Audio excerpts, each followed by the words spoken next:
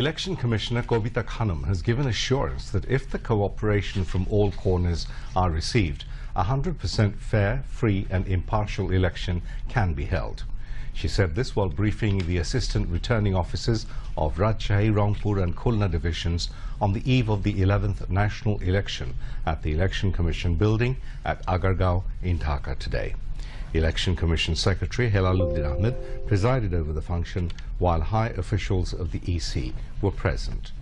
Kobita Khanum said the Election Commission has completed all the preparations to hold the participatory and credible national election. She directed the officials concerned to discharge their duties with honesty and sincerity, overlooking party affiliations.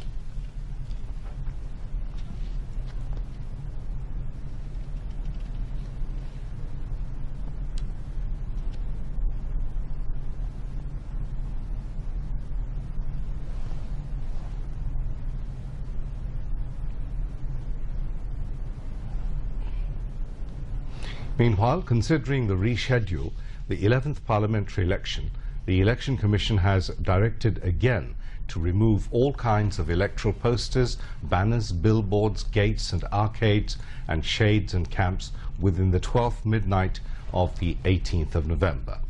At the same time, the EC has also directed the local bodies to carry out necessary actions in this regard with the help of executive magistrates and the police administration. Awami League General Secretary and Road Transport and Bridges Minister Obaidul Qadir has said BNP has taken the path of terrorism, sensing their defeat in a free, fair and neutral national election. He said this while briefing the newsmen at Awami League President's political office at Dhanmondi in Dhaka today. Awami League Organising Secretary Enamul Haq Shamim, Office Secretary Dr. Abdus Subhan Gulab, Cultural Secretary Ashim Kumar Ukil and Dhaka City South Awami League General Secretary Shah-e-Alam Murad were present on the occasion. Obaidul Qadir said the BNP has showed audacity by carrying out attacks on the police, vandalizing and causing arson on vehicles.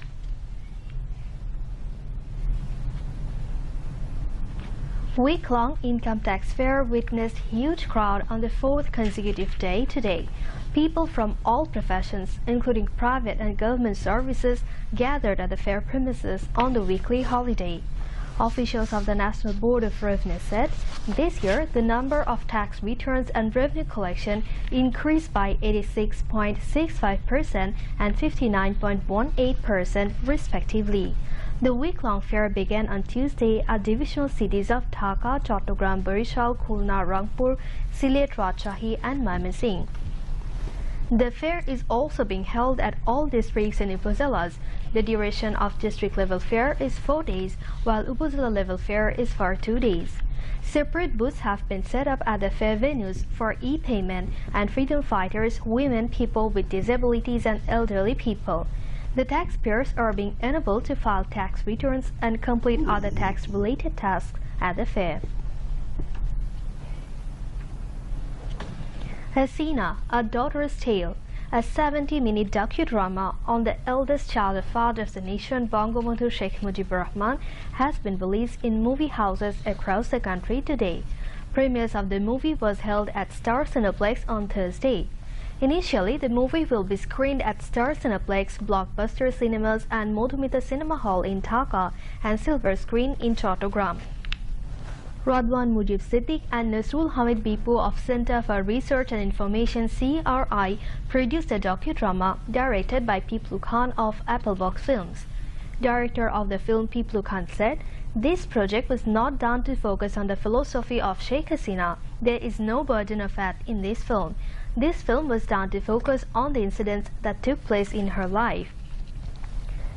Piplu Khan also said the movie focused on the life of Sheikh Hasina, not the Prime Minister, before and after August 15, 1975. In the film, Sheikh Hasina has been depicted as a person who actually connects most with the history and inception of Bangladesh. And now some international news.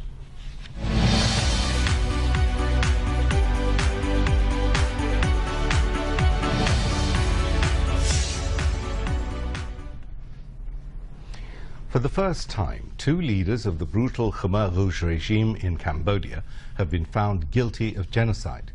Nuon Chia and Khieu Sampan were on trial at the UN-backed tribunal on charges of genocide against Cham Muslims and ethnic Vietnamese. The verdict is the first official acknowledgement that what the regime did was in fact genocide as defined under international law. The two men, already serving life sentences for crimes against humanity, have again been sentenced to life. British Prime Minister Theresa May has defended the draft Brexit deal reached with the European Union that triggered the resignations of senior ministers and mutiny within her Conservative Party. May appeared on British radio station LBC today amid mounting speculation that Conservative MPs could trigger a vote of no confidence in her leadership in the coming days. "I truly believe this is the best deal for Britain," May said of the proposed withdrawal agreement, adding that she was very sorry that ministers had quit her government. Saudi Arabia's public prosecutor has concluded that an intelligence officer ordered Jamal Khashoggi's murder and not Crown Prince Mohammed bin Salman. The officer was tasked with persuading the dissident journalist to return to the Gulf Kingdom, a spokesman said. Khashoggi was given a lethal injection after a struggle in the Saudi consulate in Istanbul on 2nd October, he added. The public prosecutor has charged 11 people over the murder and is seeking the death penalty for 5 of them. Their cases have been referred to court while investigations into another 10 people suspected of involvement continue. Now, sports news.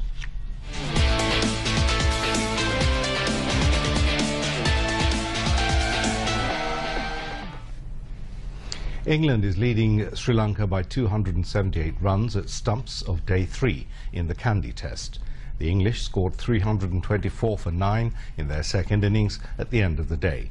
Ben Foakes and James Anderson were at the crease with 51 and 4 runs respectively. Akila Dhananjaya took 6 wickets for Sri Lanka in the second innings. Sri Lanka scored 336 in their first innings in reply to England's 290. Meanwhile, Pakistan is trailing by 94 against New Zealand in their first innings at stumps of day 1 in the Abu Dhabi Test. Pakistan scored 59 for 2 at the end of the day in their first innings. Azhar Ali and Haris Sohail were on the crease with 10 and 22.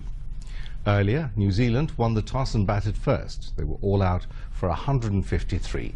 Yasir Shah bagged 3 wickets, while Mohammad Abbas, Hassan Ali and Haris Sohail took 2 wickets each for Pakistan. To end the news, here again are the main points.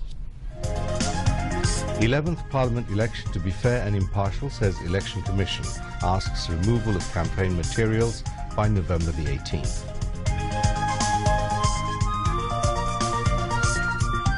BNP could not come out of arson terrorism trait as party resorts to violence, sensing defeat in election, comments Obaidul Qadir.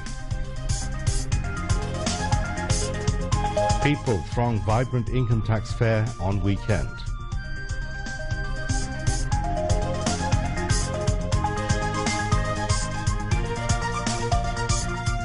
Two Khmer Rouge leaders found guilty of genocide, jailed for life.